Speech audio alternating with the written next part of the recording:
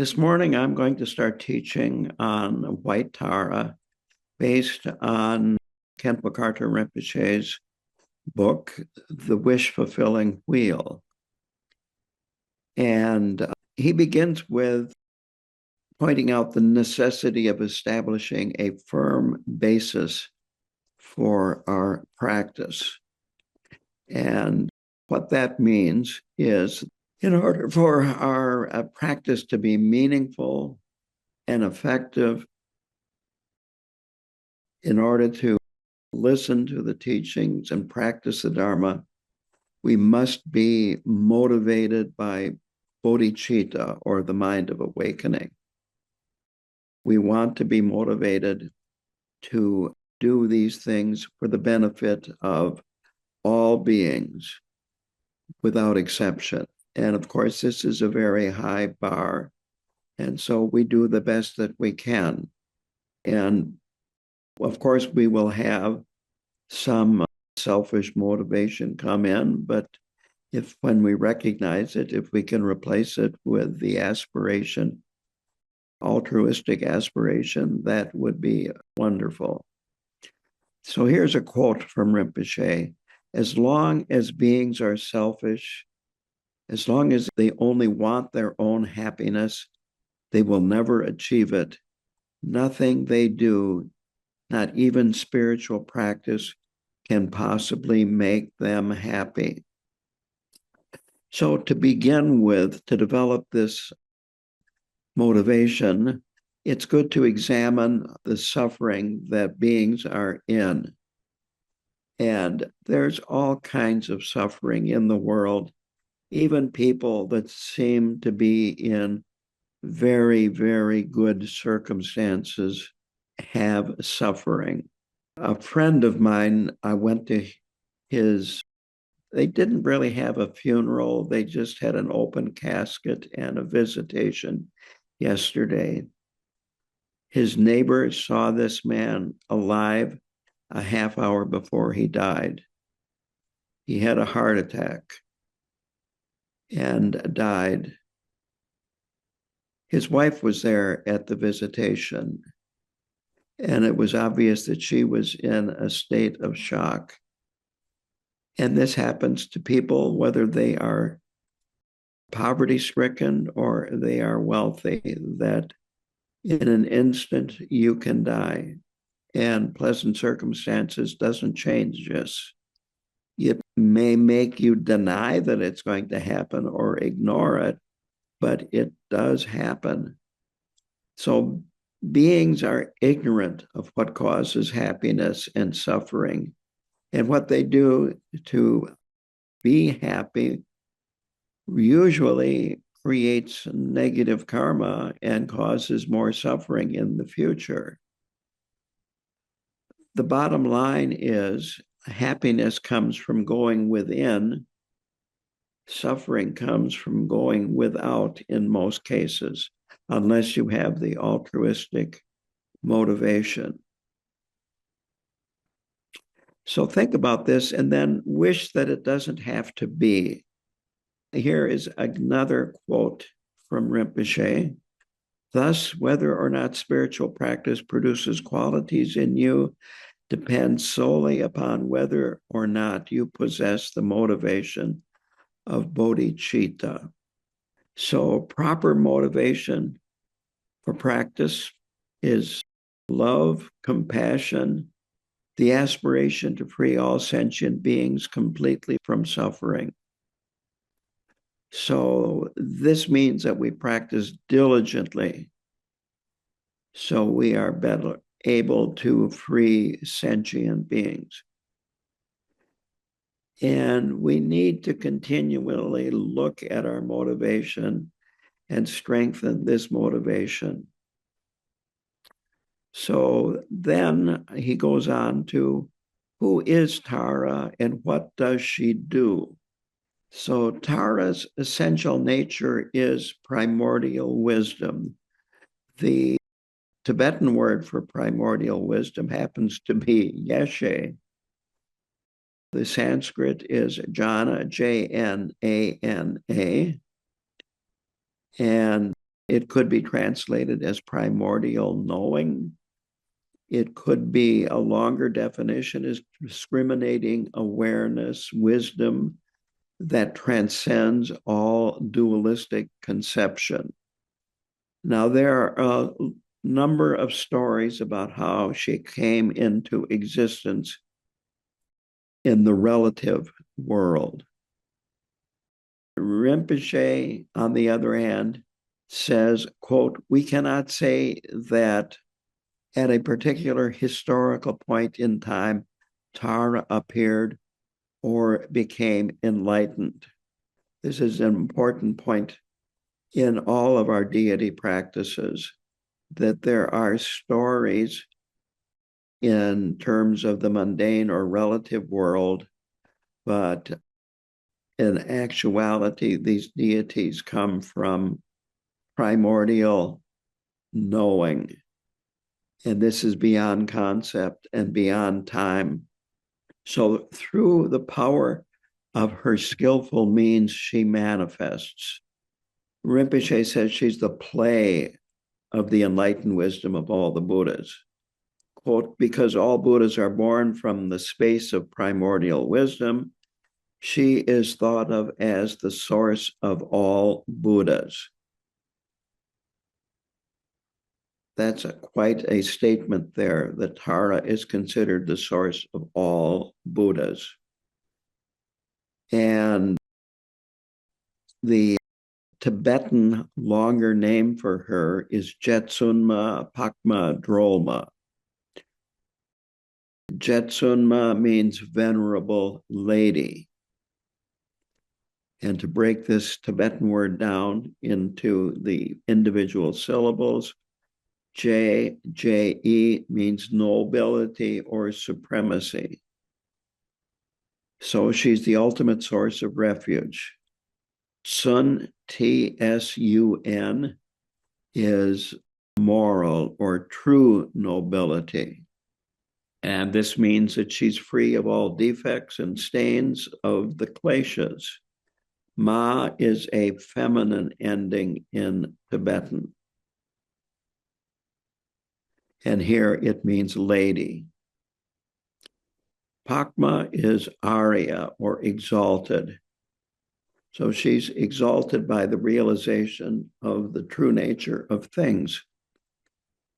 She embodies the ultimate realization. Here is another quote from Rinpoche. "Because she has realized this ultimate nature and is indistinguishable from the nature, she can be regarded as a display of that nature." In Tibetan Buddhism, the female deities all represent emptiness, and the male deities represent skillful means. So this ultimate nature is emptiness, but it is not an emptiness that is void. Everything arises from emptiness.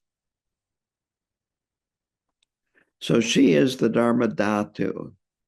Here, the definition of Dharmadhatu is the expanse that is the nature of all things without exception. Another simpler definition is the sphere of Dharma. It is the all-encompassing space or unconditional totality. It's unchanging, unoriginated, and as I said, all phenomena arise from emptiness, from the Dharmadhatu.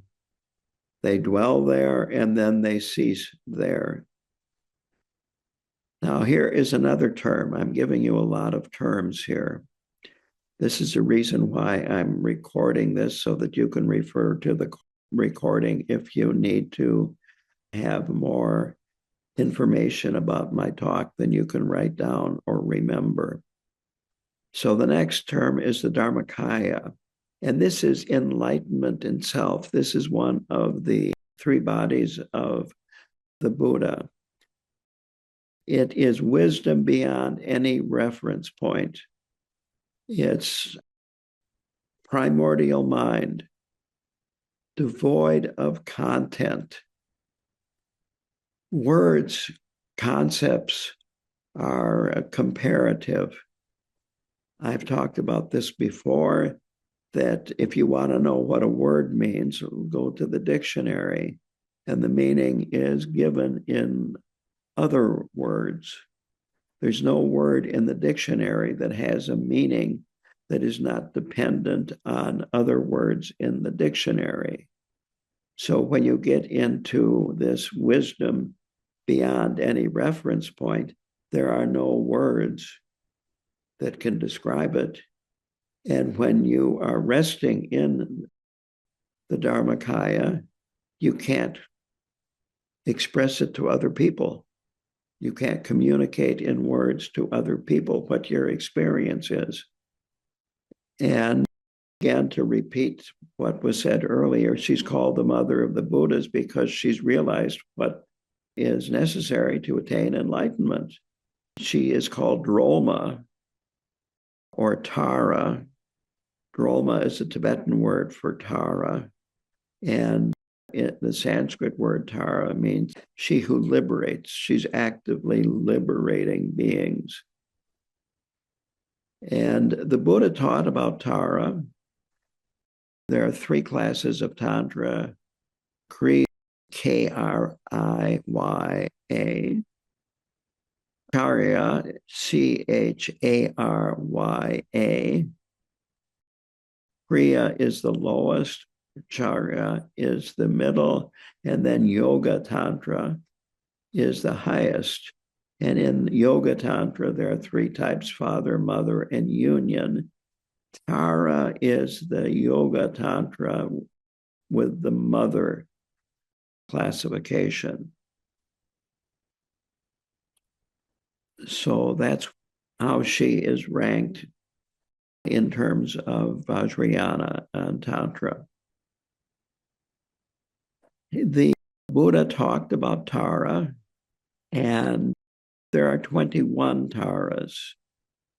And here is another quote from Rinpoche: in order to meet the different needs of beings and as an expression of skillful means, Tara manifests in different forms.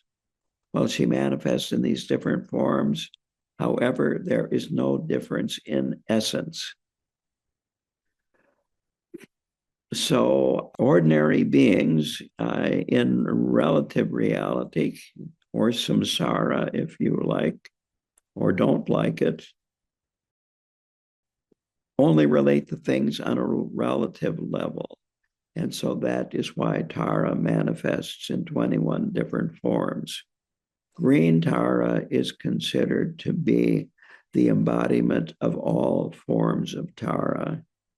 And White Tara, her particular qualities are A, longevity, and B, ultimately the discovery of this primordial or original wisdom. Some of the other Taras are yellow Tara. She increases or expands merit and intelligence. There is red Tara, who attracts beings, brings them closer. And of course, closer means then that they become more interested in Dharma practice and so forth. If you're at a distance, you're not so interested. You really don't care. Black Tara is forceful and eradicates defects. Tara, no matter which of these 21 forms she is in, can manifest as an inanimate object that is beneficial or relieves suffering, just like any other bodhisattva. So she liberates one from untimely death. And Khenpo Karta Rinpoche's main yidam was White Tara.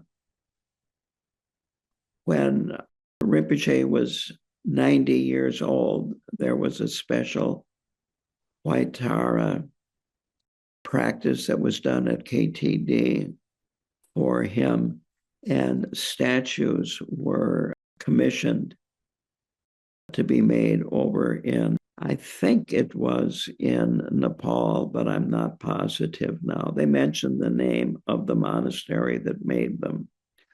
I remember at this birthday celebration at KTD because I was there, but I just don't remember the name.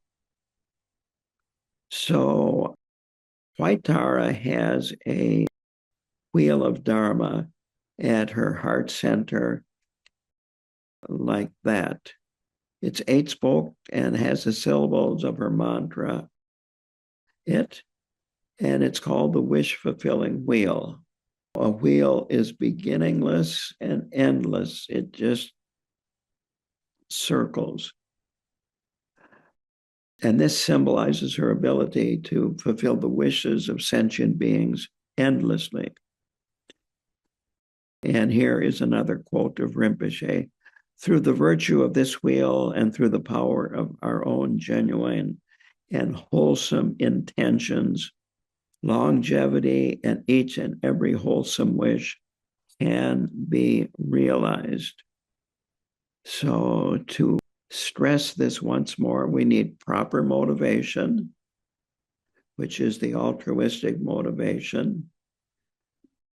And bodhicitta is another word for it. We also need confidence.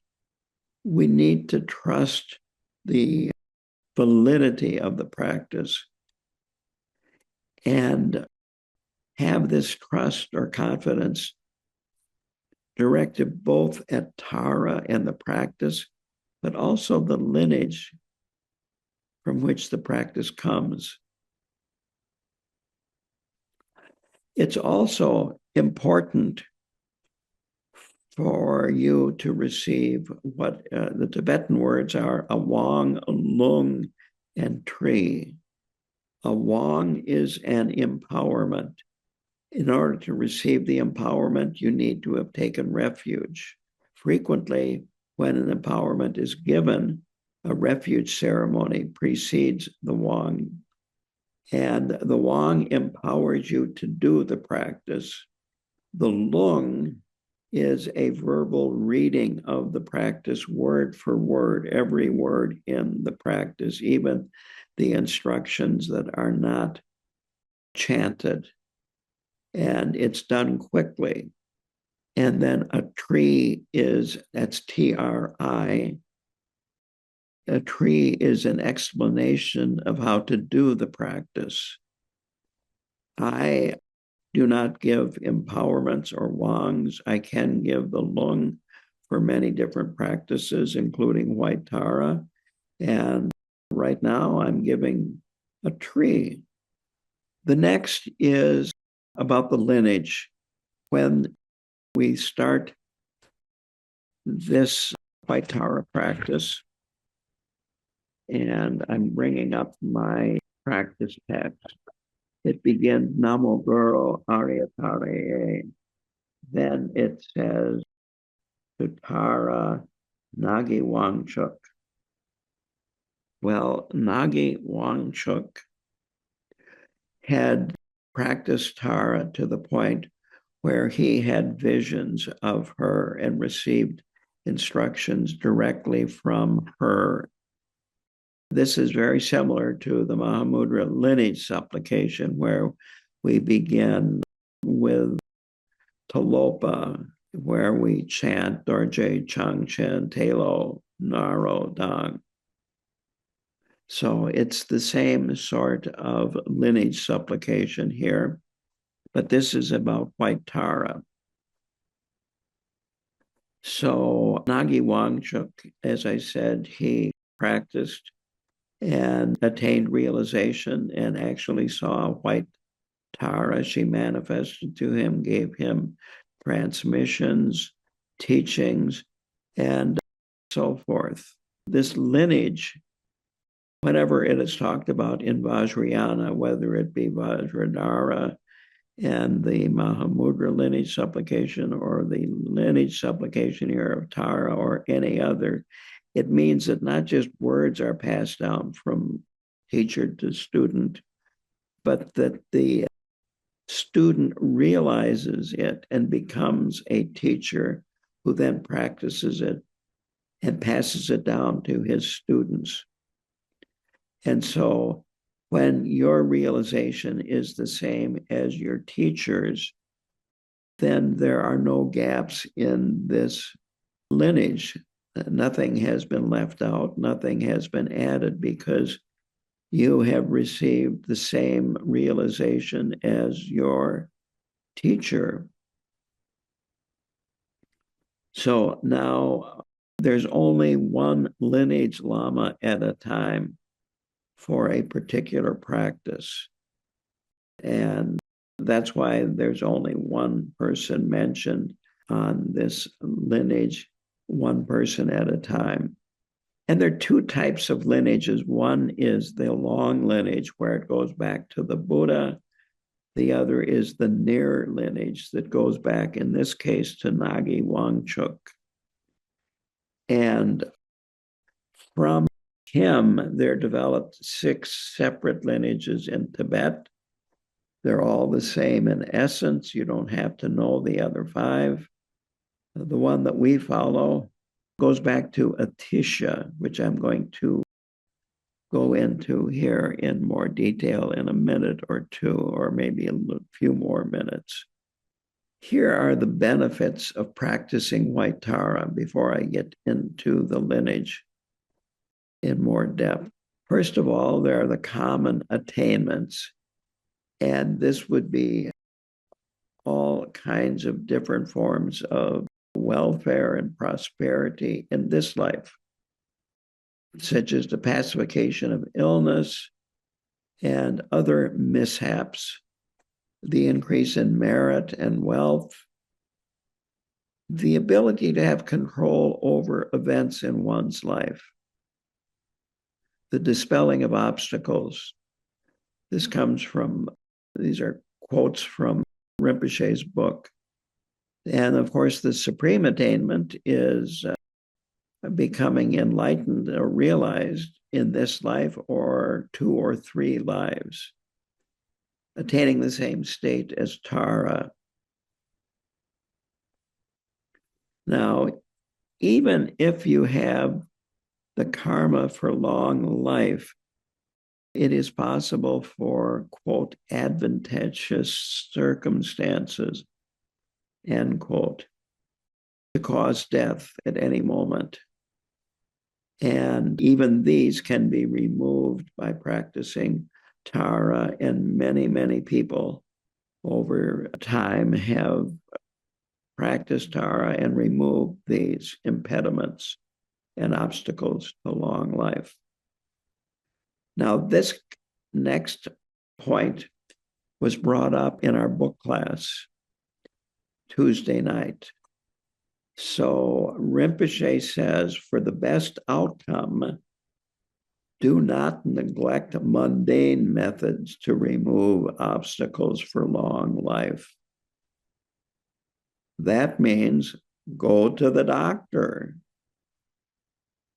There's nothing wrong with Western medicine or Eastern medicine, Chinese medicine, Ayurvedic medicine. Don't neglect mundane methods to remove obstacles for life. I have a pacemaker, for instance, and I would not be alive if I didn't have the pacemaker. It's a mundane method, but I really like it. On the other hand, long life is not enough, because some people are miserable in their old age, or even they're miserable in their youth.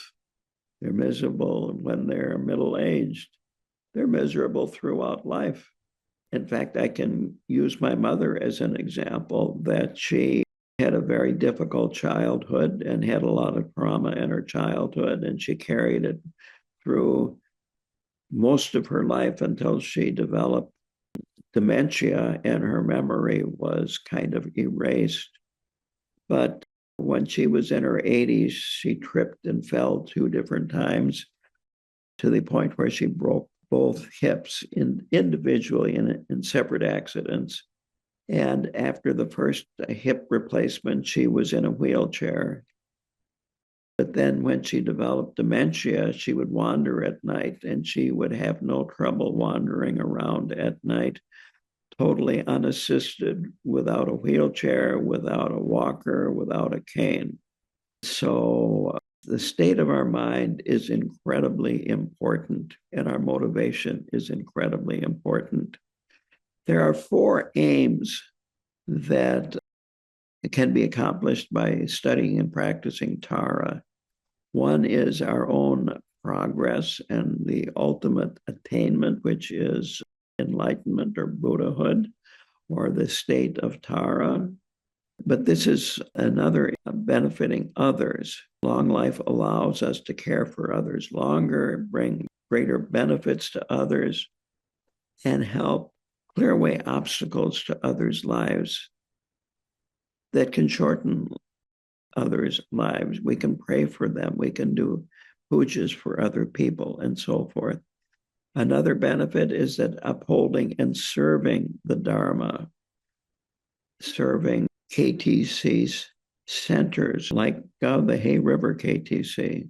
The fourth is by accomplishing good health and long life for the great teachers, to do the practice for our great teachers like Karmapa and Khenpo Ujin, Khenpo Tenkyang, Khenpo Sanjay at KTD.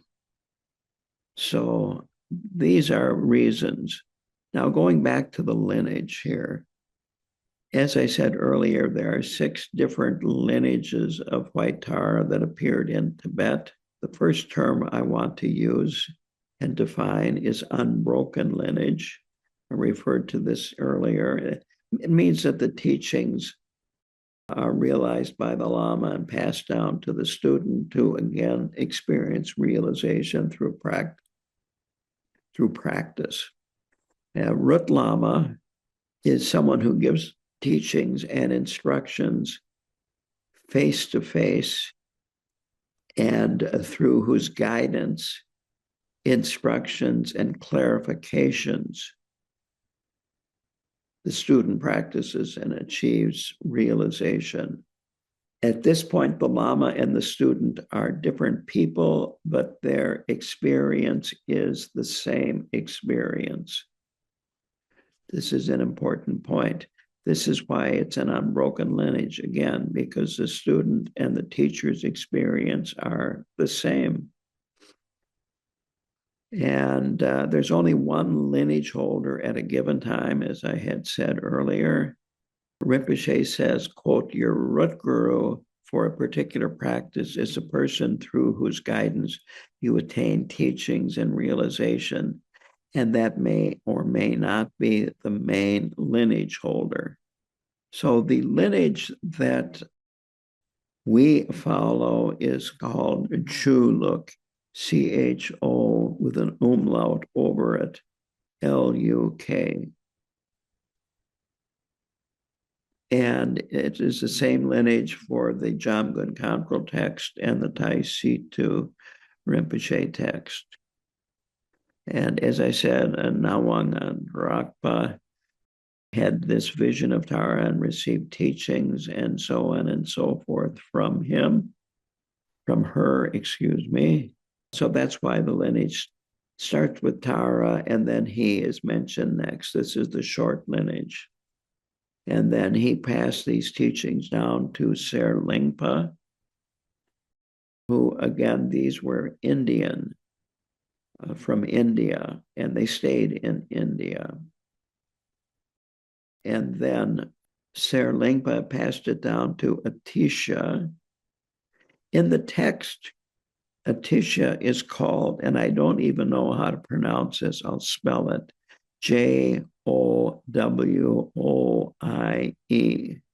And Atisha came to Tibet and then passed it on to Tibetans. So here in my text, after Atisha, you've got Roma, Tonapa, Shenag, Drepa, and then Gampopa. Early Tibetan teachers were Kadampa teachers. Kadampa was a separate lineage at this time, and they were known for things like the 7 points of mind training. They really specialized in lists. And Gampopa at first studied with Kadampa teachers. He became a monk in the Kadampa tradition, but then he his main student was Dusum Khenpa, the first Karmapa, and they really started the Kagyu lineage.